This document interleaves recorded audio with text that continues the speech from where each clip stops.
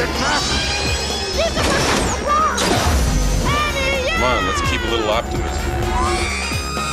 Subscribe, leave a voicemail, and share the show with a brother. Huey, get us out of here! Time to abandon ship. It's great to be in the Empire today. Star Wars Escape Pod is the pod for you. As the Republic's choice of podcast anywhere in the galaxy. If you are tuning in right now, don't go anywhere. Leave a review and make it a good one. Empire today. Empire today. I thought that was a pretty good take. Pray I don't alter my performance any further. All right, welcome back to Star Wars Escape Pod and our 10th episode for Cantina Banter, the sub-series on Star Wars Escape Pod that does nothing other than sit around and casually chat about Star Wars, which is sort of like what we do on every other week, but even more or less planned. How would you describe what Cantina Banter is there, Blake? I was going to say, is that even possible? Yeah, you know, it is. That's why we made a whole sub-show within the show that makes Star Wars news and headlines even Star more Wars chill. Escape Pod special. We didn't have anything planned. That's right. You heard it here last.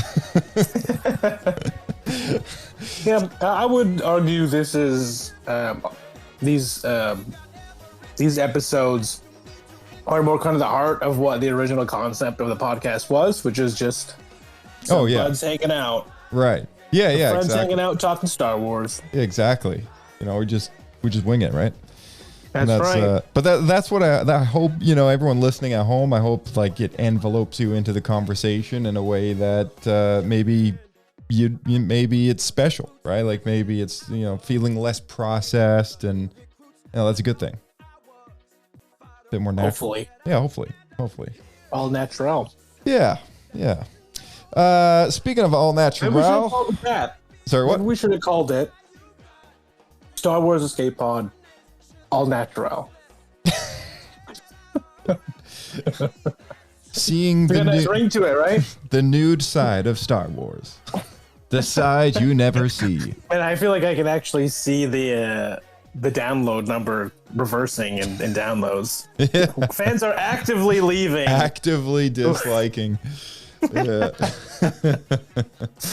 All right. Well, well, we do have a conversation started tonight just to get things going. You know, in one of the past episodes, if anyone has not yet checked it out, it was a solo episode called Goodbye to Star Wars Insider, 10 years of Rogue One, 30 years of Shadows of the Empire. And that came out about 2-3 weeks ago as of the time of this episode dropping. And it was just me. It was just a pretty chill week. I almost decided not to do something that week, but I was like, yeah, you know what? I've got these Star Wars Insider things to go through at some point. I've been wanting to do it, and I just didn't want to do it too late before these issues were like way out of date. So just sat down by myself. And I think that marks the first episode that it was actually just me on the mic since like the second or third episode of the podcast, like 7 years ago almost. So yeah, it was that's kind of crazy. Yeah, you know, if you like statistics and records, that's one. But yeah, there was one mention I had in that episode where you know, one of the articles in the final Star Wars Insider magazine is an article called, or an interview called Kathleen Kennedy, The End Real, which explained that it was a bit of a discussion between her and Star Wars Insider about her final, the final official interview as her being president of Lucasfilm. And as we know now, you know, Dave Filoni's in charge, and the torch has passed. So what we're going to do is we'll kick things off tonight by just reading through this interview and, you know, talking about her legacy that she's left with Dave and her mark on the company and things going forward and how that looks, I guess. So, you know, it can definitely turn into a larger conversation, but yeah, if you want me to, I'll kind of start reading through here, and yeah. Are you asking me? What happens if I say no? Yeah, well, then this night's over. All right, let's wrap it up. All right, here we go. All right, thanks all. It was a good podcast. All right, Kathleen Kennedy, the end reel. In her final official interview as president of Lucasfilm, Kathleen Kennedy spoke with Star Wars Insider to discuss her time at the helm of the company, a journey that saw immense success, tremendous change, and incredible innovation in a galaxy far, far away. Graduate of San Diego State University, Kathleen Kennedy's production career had humble beginnings as she gained valuable experience as a jack of all trades at the local TV station. Having worked her way up to production coordinator, a move to Los Angeles paid dividends when she was employed as an assistant to filmmaker John Milius, before becoming legendary director Steven Spielberg's secretary. That, in turn, led to her working with George Lucas and future husband Frank Marshall on Raiders of the Lost Ark in 1981, the year she co-founded Amblin Entertainment with Spielberg and Marshall. "I've known George for almost 50 years, Kennedy told Star Wars Insider in late January 2026. Just a few days after it was announced she was stepping down from her role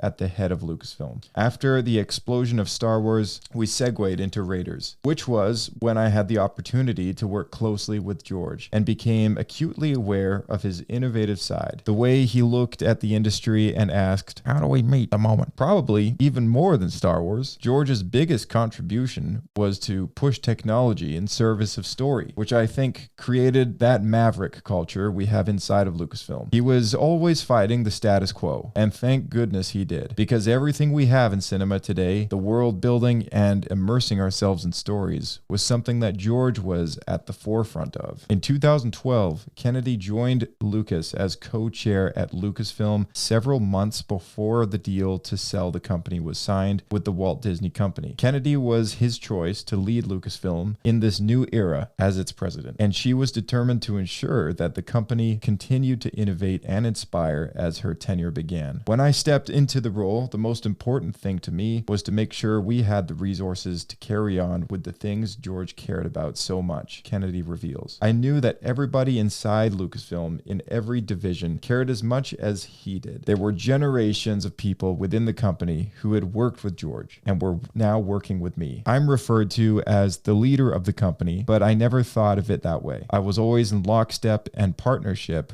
with its people, many of whom knew so much more about Star Wars than I did. Encouraging and supporting them was the most important thing to me. I knew that I had to figure out every conceivable way to preserve that culture. Kennedy immediately set out to learn as much as she could about Lucasfilm and the galaxy Lucas had built. The learning curve was pretty steep, she admits. I spent a good year or two focused on getting familiar with all of the things that Star Wars was engaged in. While the Disney deal had signaled the return of the saga to movie theaters, Kennedy had her work cut out understanding all of the other arenas in which Star Wars had made its presence felt since 1977 in publishing, toys, video games, and multiple other avenues. The world of licensed merchandise had become a phenomenon on its own. Merchandising, where the real money from the movie is made.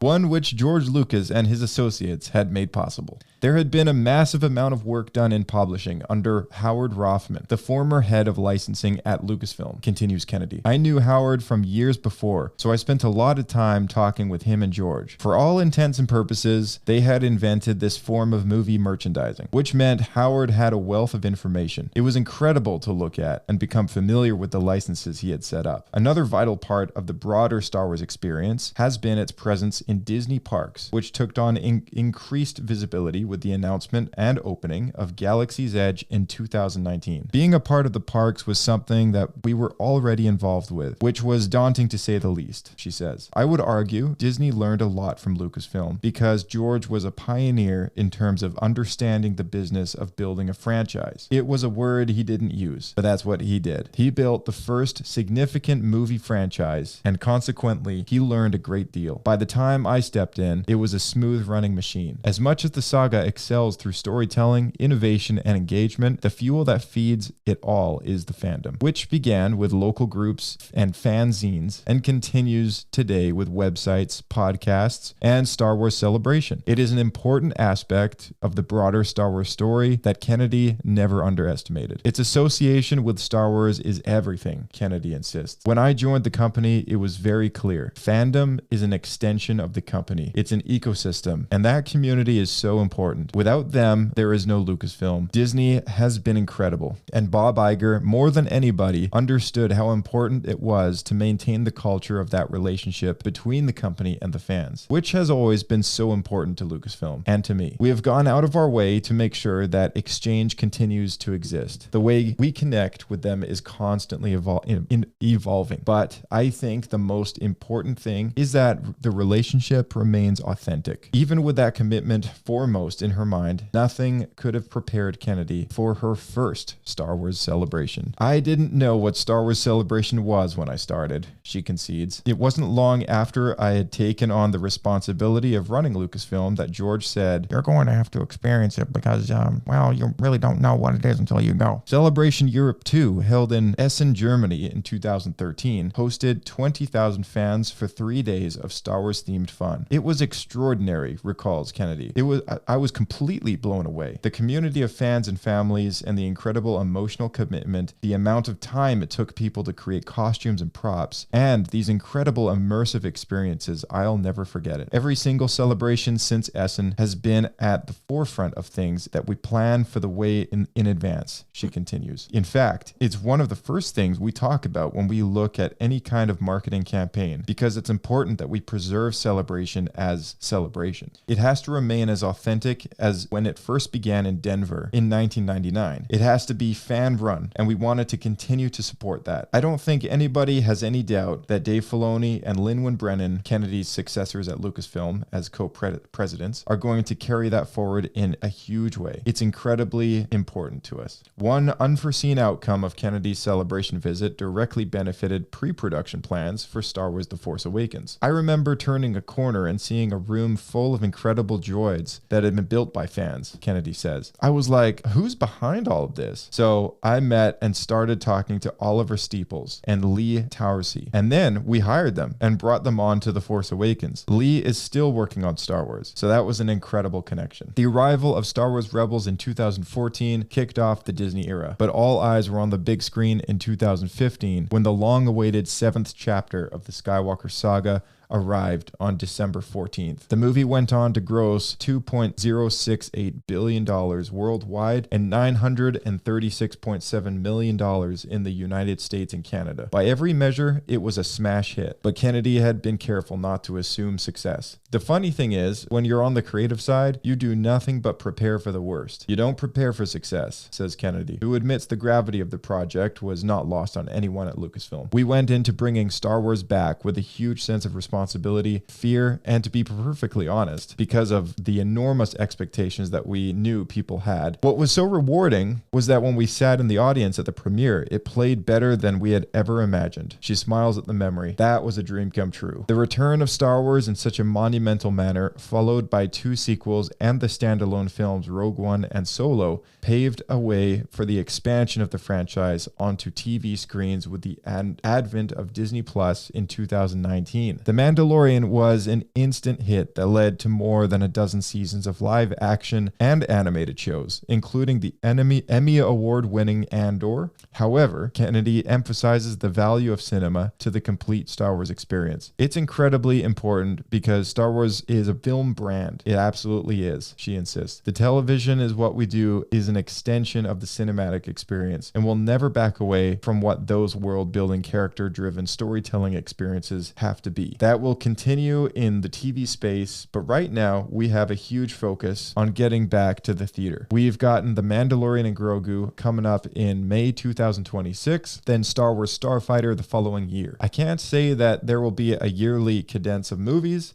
We'll make the movies when they're ready to be made, but having movies in theaters is the most important thing to us. The first of those, The Mandalorian and Grogu, opened on May 22nd, just a few days shy of Star Wars A New Hope's 49th anniversary. And unsurprisingly, Kennedy is very much looking forward to its arrival. I've been going through this experience with Jon Favreau since we started the TV series. Doing a movie was always part of the plan, Kennedy reveals. I couldn't be more excited. Every time I see any aspect of this movie as it gets closer and closer to the finish line, it's thrilling. The fact that we've been able to expand the storytelling and spectacle, the visual experience on the big screen, it's great. Her enthusiasm extends to the score composed by the Academy Award winner Ludwig Göransson. I was just on the scoring stage with Ludwig, she says. What he's able to do with a 105-piece orchestra reminded me of why I love movies so much. It's that feeling and sense of spectacle that draws you in a way that, frankly, television can't. That's what I think is thrilling about what we're doing this. Industrial Light and Magic has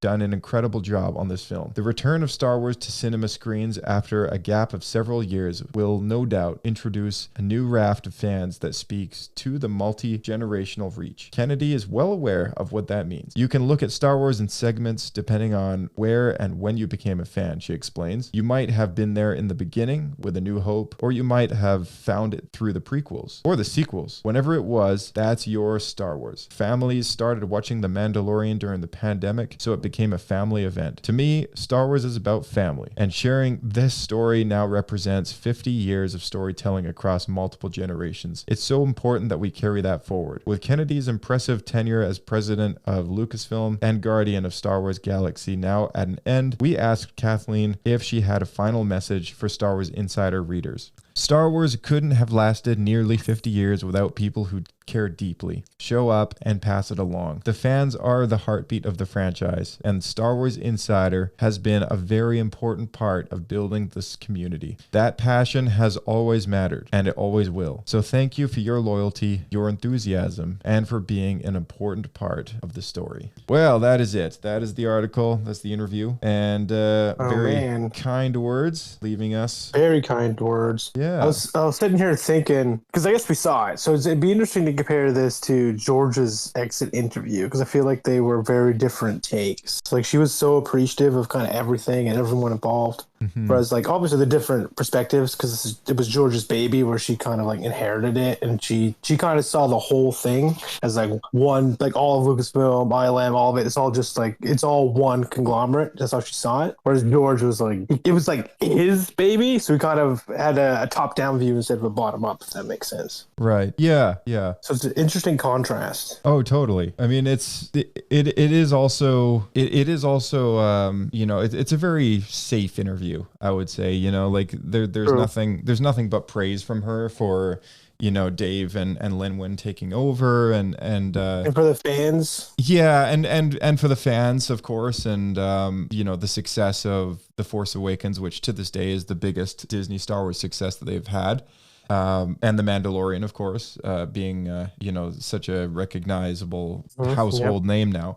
But yeah, I mean, I don't know. I like I don't know what else to expect other than just a nice, you know, little thing to read there. But it is a different era now, I guess, with Dave and Linwin taking over, and you know, like the legacy that she's left the company will always be this last 10 years of transition, you know, away from being an indie small George Lucasfilm company to part of the Disney umbrella.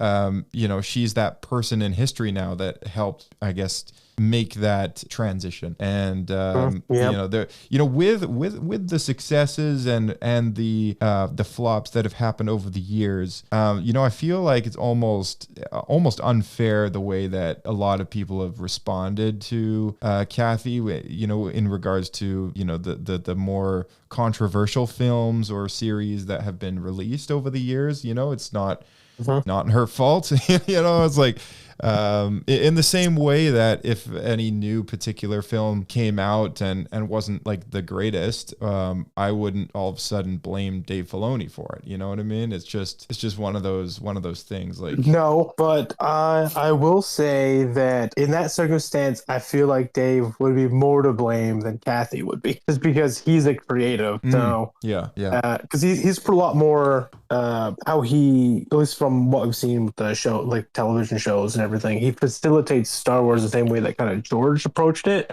Right. As far as just like story telling capability, that's really kind of like his heart of where he's at with it. Whereas Kathy is a producer, so she's good at like finding people to do that job. Yeah, and that's basically what Lenwin is doing with the with more of the technology and production side of the company. From my understanding, that's kind of what she's doing. Whereas Dave is more like creatively driving all of the the creative side. Yeah, like you honestly, it's gotten so big that I think them splitting the roles probably a pretty good idea. To be honest, they should have done that from the start. I mean, probably, yeah. Like, you know, Lucasfilm has never been the highest outputting creative company, right? Like it's always been focused on Star Wars and Indiana Jones. And very heavily lead towards Star Wars for the other than the Indiana movies over like kind of in really the 80s, and then just like the one film in the 2000s.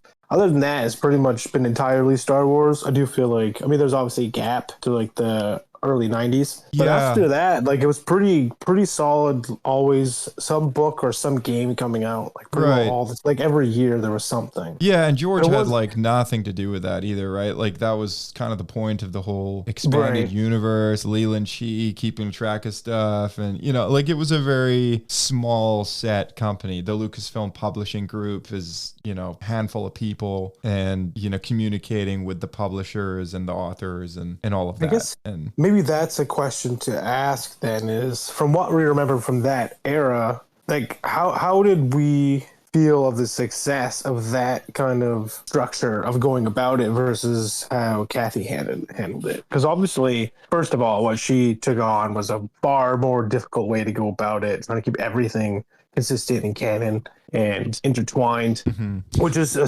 super cool thing, but something that I guess we didn't expect at the time is that also kind of handicaps a lot of creative choices. Oh yeah, because every decision you make affects everyone else. Yeah, and I guess like that's something that I guess you would have probably have had people, and you know, there probably are people to help with those tasks and, you know, keeping things in line. And, you know, I don't even know if she would directly be responsible for any of that kind of stuff. But as far as like approving this particular story or like green lighting, hey, this is what we're going to do. Like, this is the main character of this movie. This is the era we want to set it in. This is what we want to do with the plot. You know, she ultimately is the final stamp. And if that extends out to the other forms of media, I would assume that she does have some sort of final say with what kind of Star Wars books have been released over the years, what kind of multimedia projects have been approved over the years, you know?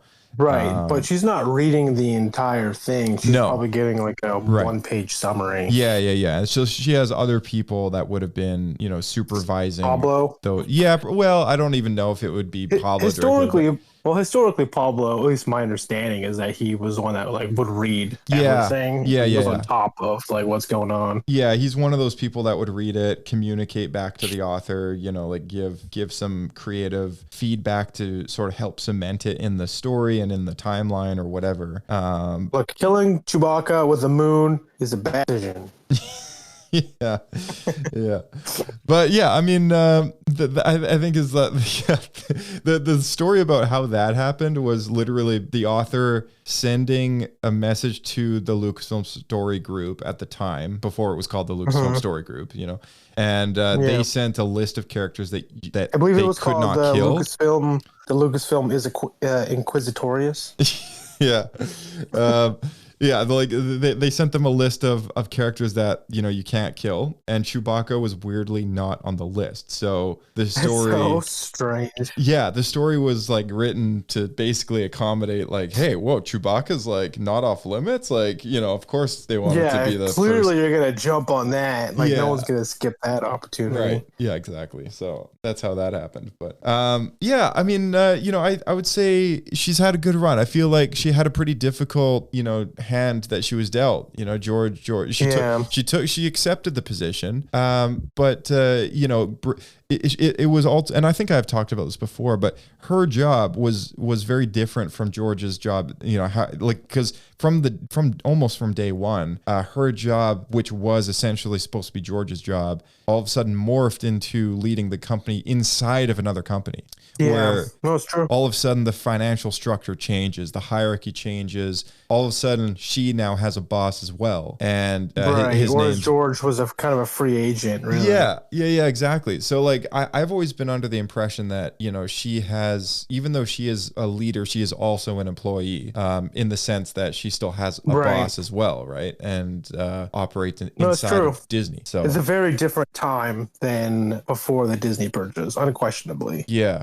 So I mean, as the years have gone by, some things have hit, some things have missed, and and that was the same with George too. It was just on a much smaller scale. I mean, the amount of people that I had to defend the prequels, to, like, when I was a kid, a lot of people didn't like those movies, and it's true. Yeah.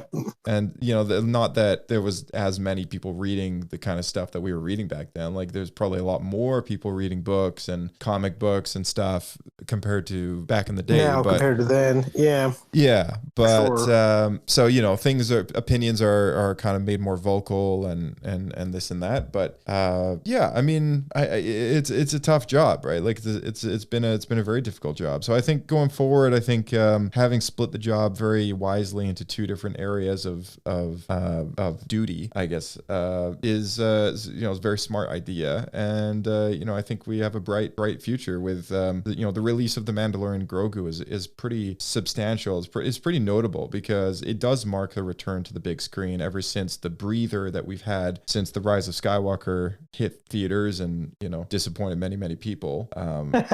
We've had a number of years to kind of get over it, right? And now we're back on track. We got a pretty safe. You could argue. I mean, I'm not saying it's a good thing that it happened, but it sure is convenient. The step away from cinema immediately after that movie due to COVID, allowing everyone to get a forced break from Star Wars in the cinema for a while. Right. And, give them kind of a fresh start almost in people's emotional stake of going to the theater to see Star Wars. Yeah, exactly. And a fairly safe one too. I mean, we had discussed it at length a few times now, but The Mandalorian and Grogu was a very safe movie. Like, it was not the most risky which makes sense thing. for the time it came out. Totally. It's like, how safer to return to theaters with Star Wars other than the most popular character on any of the live action shows, right? Like, that's it. And coming out of their last Star Wars film, actually last two, right? Because it wouldn't have been Rise of Skywalker as well as Solo. Both didn't perform terribly well, at least compared to the initial two films. Right. Yeah.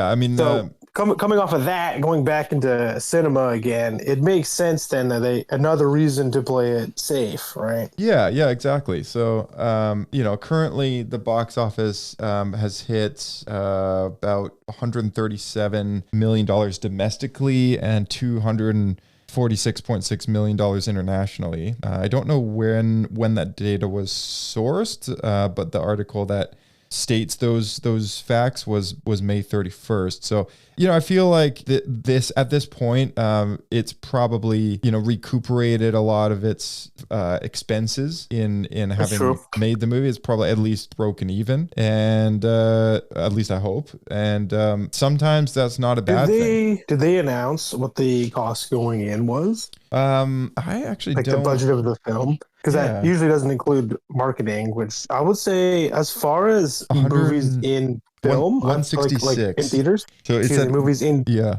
Sorry, go ahead. 166 million. That's Okay. that's the answer. Or 144 after the California tax credit. Okay, so they're now technically, if you don't include advertising, into the black, correct? Yeah, technically, They if you made- don't they made include an extra marketing, 20. yeah, if you don't include marketing, which I don't think the production budget includes marketing, No, it does not. No. so they have definitely broken even at least, and then made Okay, some. well, there's that. Because I suspect, just in the era we're in, there's a huge chunk of people waiting for it to be on Disney Plus Yeah. to make back more money that way as well. So, Yeah, it is a sluggish run for a Star Wars movie, and I feel like movies in general now, like you kind of need to compare it to other movies that are out over the same time period because things are so different than they were before COVID. Right. Yeah, 100%. And, box offices have globally dropped across the board. It's way more inconsistent with what people are going to the theater for. It is tremendously inconsistent with what's a hit and what isn't a hit and what's a good movie and what's a not so great movie, and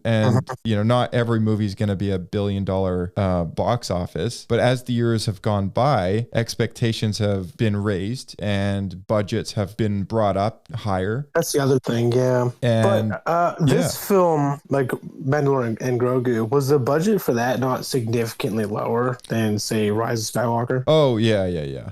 Like those movies definitely had way higher budget. Yeah.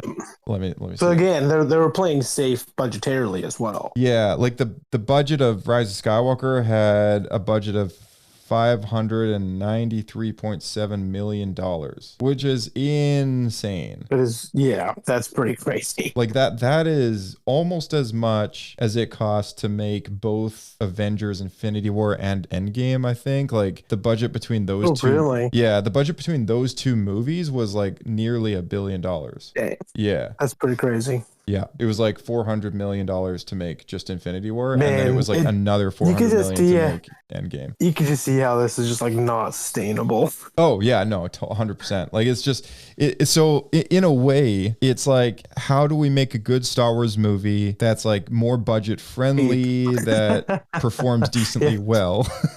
Yeah, and so they're trying to find that middle ground. Yeah, because eventually, like you might get lucky and then make way more than it cost you to put into it. Like the first Star Wars movie. Mm-hmm. Yeah, and even though Kathleen Kennedy is not leading the company right now, I think the success of The Mandalorian Grogu or the success or failure, however it will end up being once the theater run is finished, will ultimately end up on her legacy as well, because that production, was fully in her territory, like while she was still president. That's true.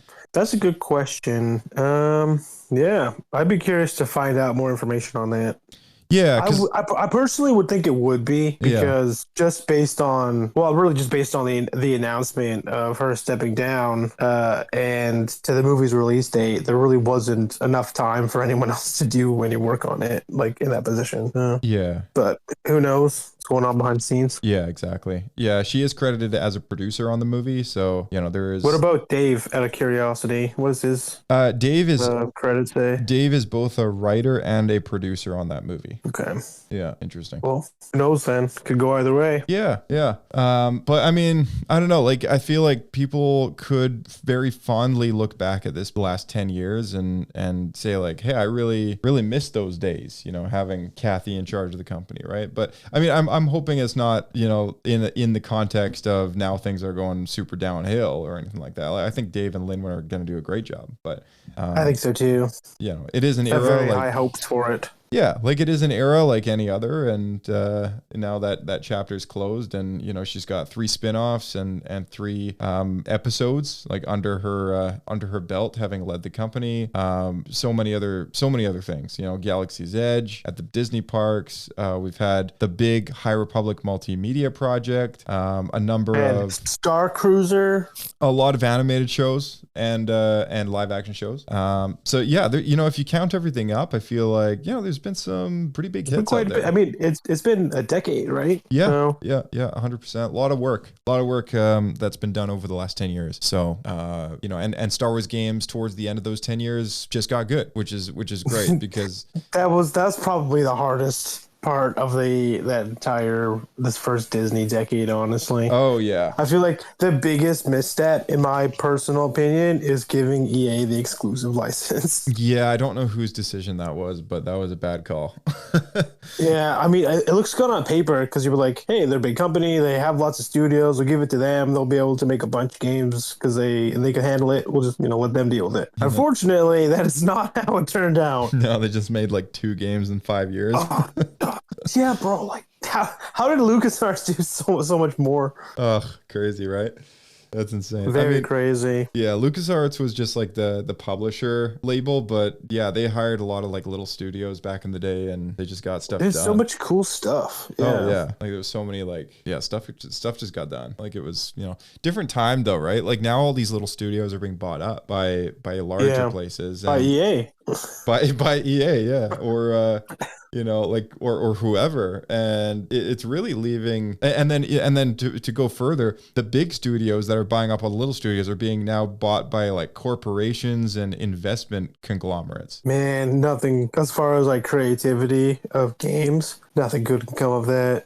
Oh no, yeah, like it's insane. Like the politics now that goes into making a video game, it's crazy. But this year we have 2 Star Wars games. We got Zero Company and Galactic Racer coming out later this year. That's pretty cool. I'm pretty excited for both of those. Yeah, it is. Yeah, I'm stoked. Like both of them released gameplay trailers recently, and which was really really cool. So I'm actually gonna look up here and play the first of the 2, which is the Galactic Racer gameplay trailer. It was posted. Is there going to be a version within the Galactic Racer game where you can do like specifically pod races, or are they more like speeders? Yeah. So when you're on Tatooine, it looks like you'll be able to use pod racers. It looks like there might be different leagues. Yeah, different leagues of racing basically. So if you look it up, it's the Star Wars Galactic Racer official story trailer from 13 days ago on YouTube, and that's what I'm gonna play here in just a moment. So we'll take a listen.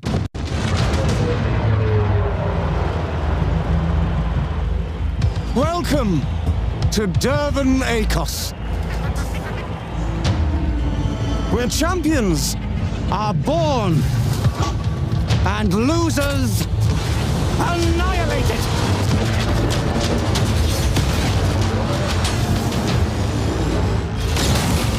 My sources say you've been making friends amongst our fellow League pilots.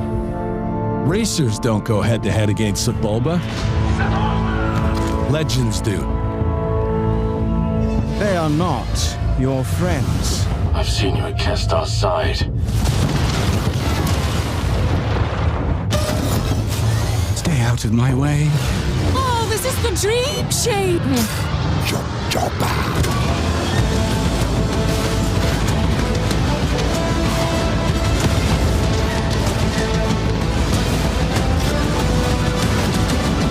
There's a reason why they call Kestar Pool the champion!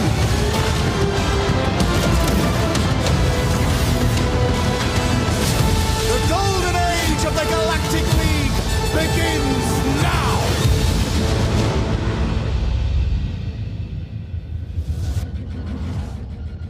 Yeah, you get a little hint of Racer. Yeah. And pod racer sound effects. So good. Nice. October 6th, later this year. So that's super awesome. So this is technically canon then, right? It is, yeah. There's a campaign with a story. It's all canon. It's set after episode 6 in this, I think it's after episode 6. It's like in this time period in which the rebellion is kind of morphed into the New Republic, and there's a lot of lack of authority, on a lot of planets. So the racing community community has just boomed and thrived because all of a sudden now, like, you know, there's no government really keeping track of betting and I don't know, like just all of that stuff. This is after Return of the Jedi? Yeah, by a few years, I think. Okay. It also explains Sebulba's career is still quite active, even though he's like a bit older. Oh, actually, I was just thinking about that. So that means that Sebulba's still racing on Tatooine. What is this, like 30 years later? Yeah.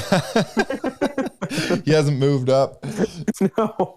But yeah, I think I'm not entirely sure what the story will have, you know, in store for us. But I think like as far as like an actual Star Wars game, I mean, I think it's gonna be a good time.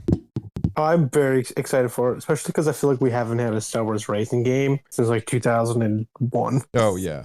What was the last Star Wars game you played, and like how did you like it? Game or like specifically racing game? Game or racing game? Because the only Star Wars racing game I played was like that pod racing game. It's been a while since I played that though.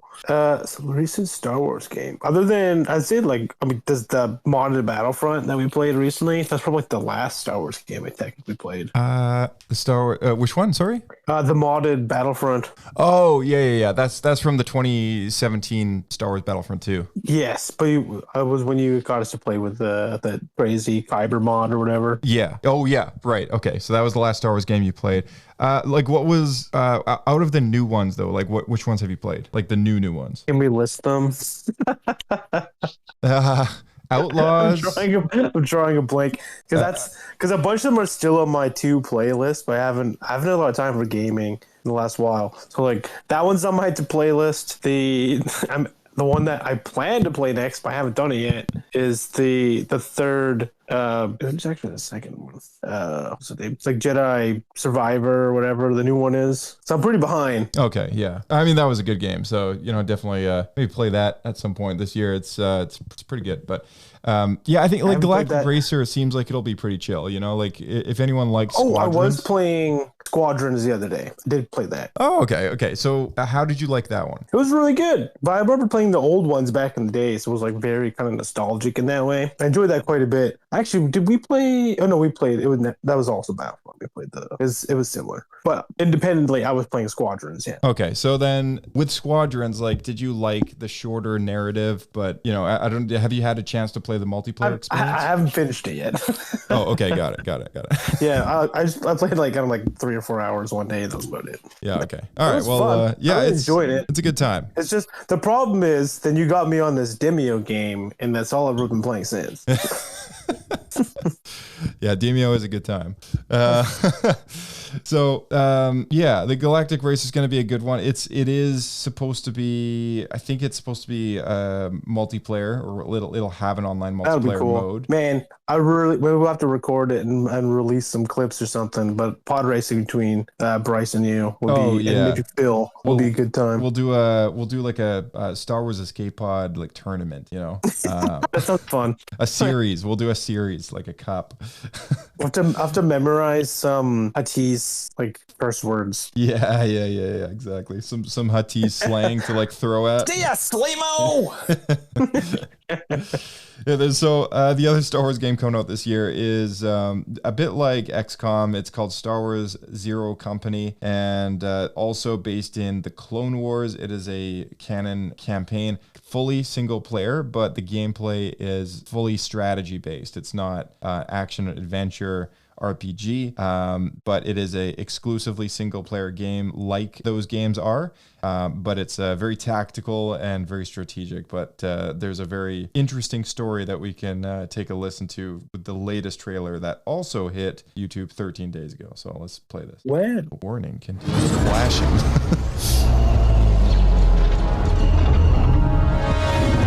You want to fight?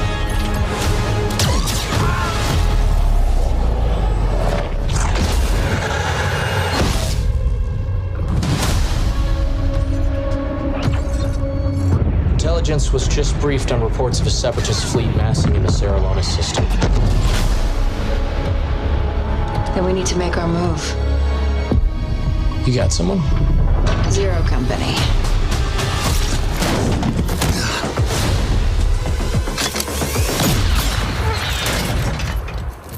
You still got it, old man.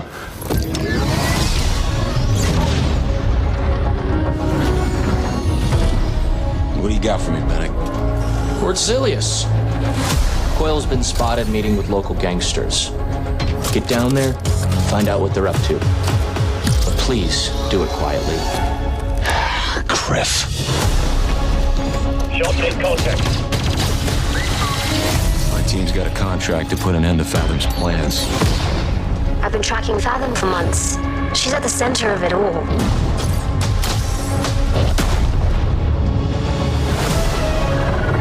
All right, let's get a team together. I want in. I'm not in it for the credits. There we go!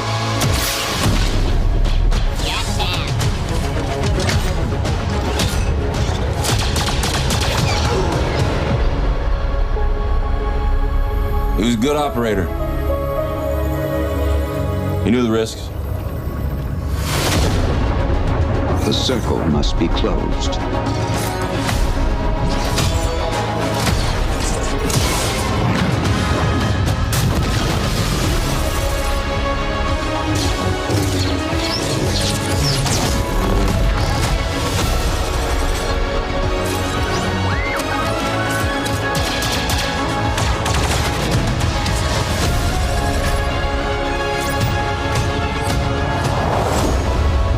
With all kinds of folks.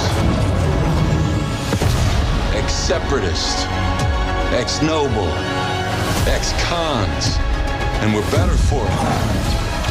We're almost there. We just gotta finish this job.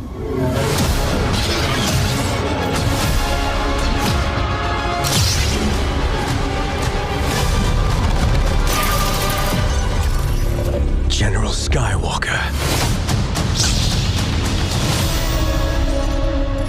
All right, big reveal there at the end with Anakin coming in.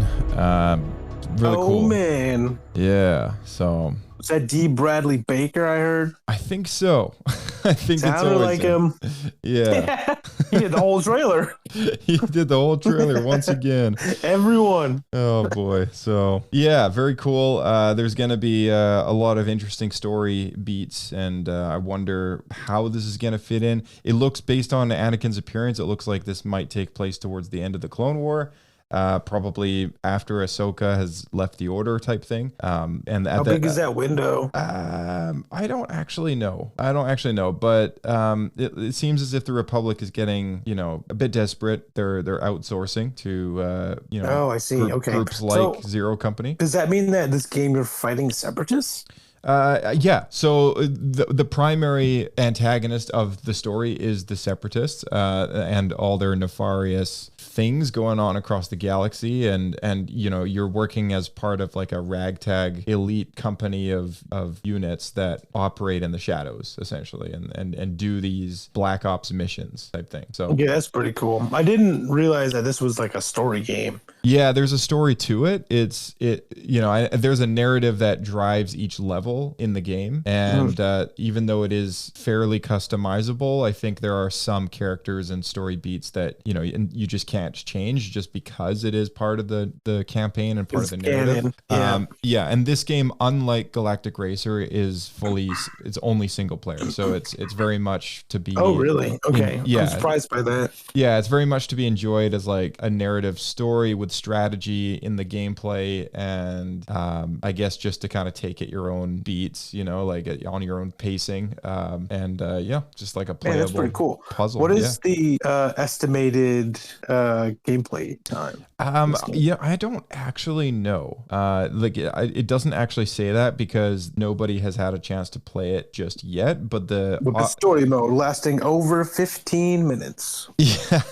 Well, the release date is August 27th, so I think by the time July hits, we'll probably be seeing early reviews and rough gameplay hour estimations for the average person. So yeah, it will be released on modern consoles and Windows, minus Nintendo Switch, of course, but Anyone playing on PC, Xbox SS, and PS5 are going to be able to get their hands on this one. And yeah, Respawn Entertainment and Bit Reactor. Respawn is one of the companies that is owned by EA that worked on the new Battlefront games. So you're having some of that influence on the game, like quality wise, which is great. Here come the loot boxes. Yeah. And as far as Bit Reactor Studio goes, they're known for other stuff. Like they're known for the XCOM games, I believe, and Civilization. That would make sense. Yeah, they worked on. Oh, they did the Civ games. I think they were one of the studios that did the Civ game. There's like a few. Okay. I think. They've got some. They got some good stuff under their belt.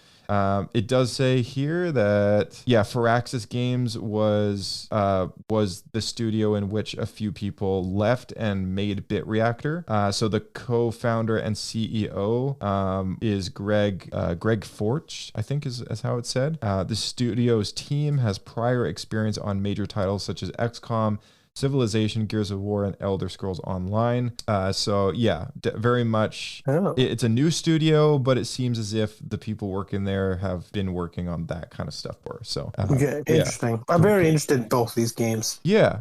Both I think of them they'll both be a lot of fun. Yeah, they both seem like they're gonna be not $90 to $100 games as well, which is kind of nice because I feel like this day and age, a new AAA title comes out and it's gonna be $90. These games don't feel like they'll be $90. Like I feel like they might saying that just based on visual quality of the trailer, or what makes you say that? I think I'm going off of just a vibe like from the trailer and as well as the. Just wait, they're gonna be like $200. The market, well, just the audience that it's trying to reach with these games. I feel like we're probably hitting more of like a $70 to $80 mark. But yeah, just watch it be like $200 and like it's not. It's not gonna happen. But yeah, like the new 007 game, Forza Horizon 6. like the new modern games that I've big titles that I've had to buy. It's easy $100 per game type thing. So adds up. That's crazy. Yeah, exactly.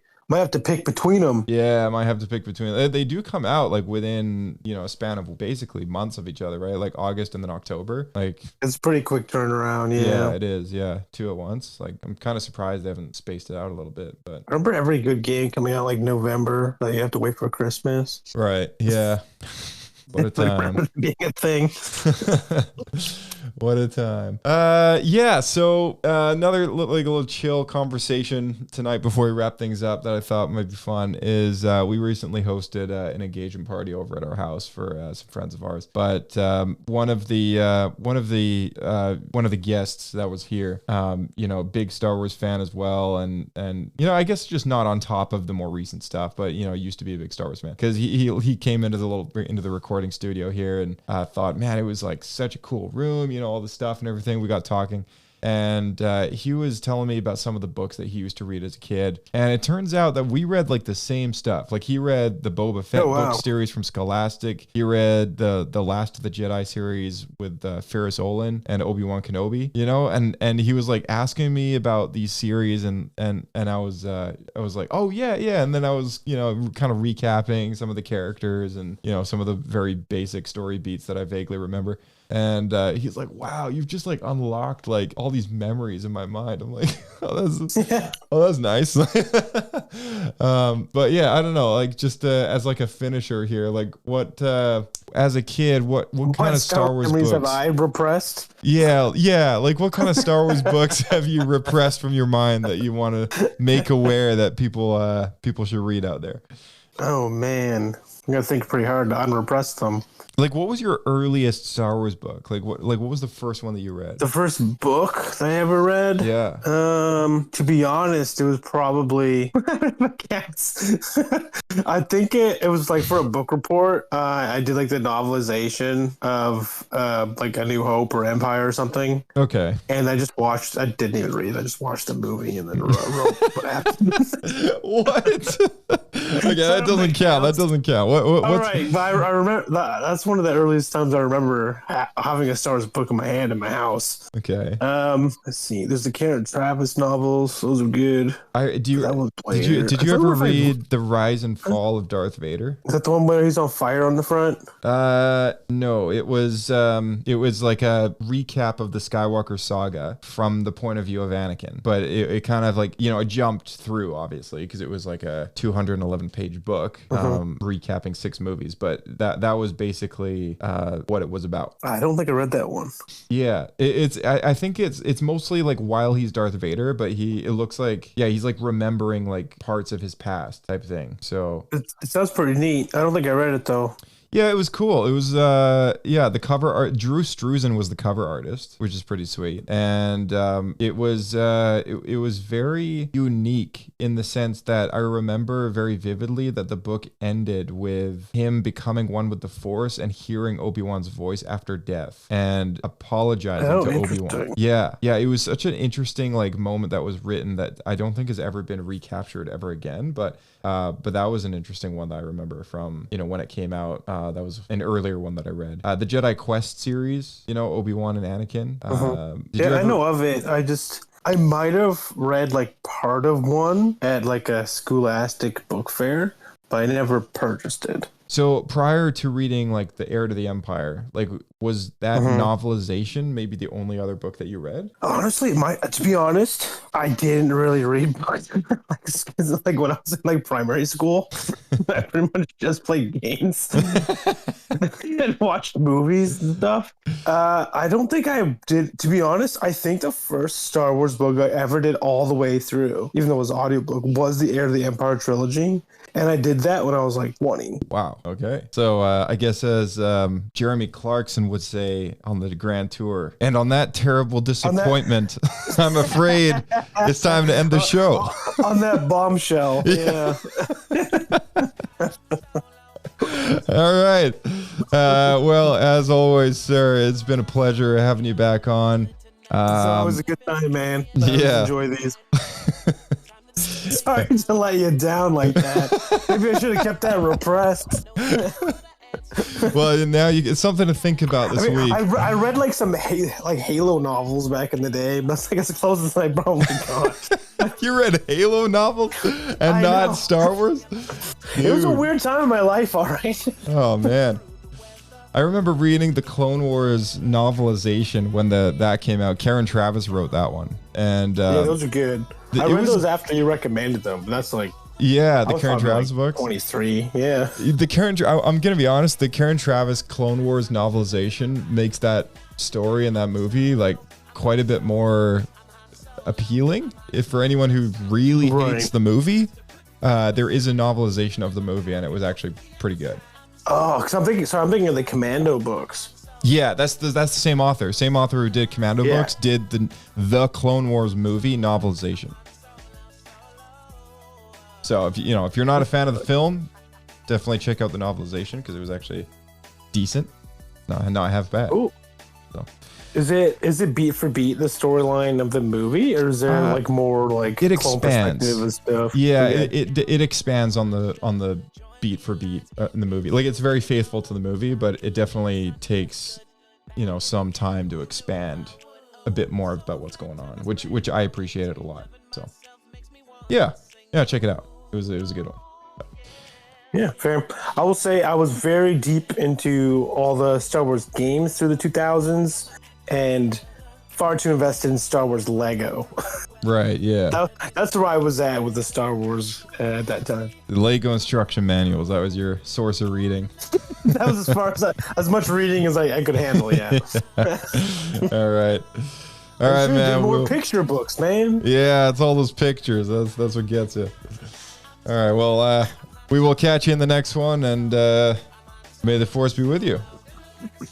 We'll see you out there. Keep flying. All right, a big thank you to our audience at home. We hope you enjoyed this week on Star Wars Escape Pod and our Cantina Banter. Stay tuned for more on the podcast. Go and find us on YouTube with the links down below. Always check the description box for any relevant links and little updates or whatever. Go check out Orbitkey, all that stuff. May the Force be with you.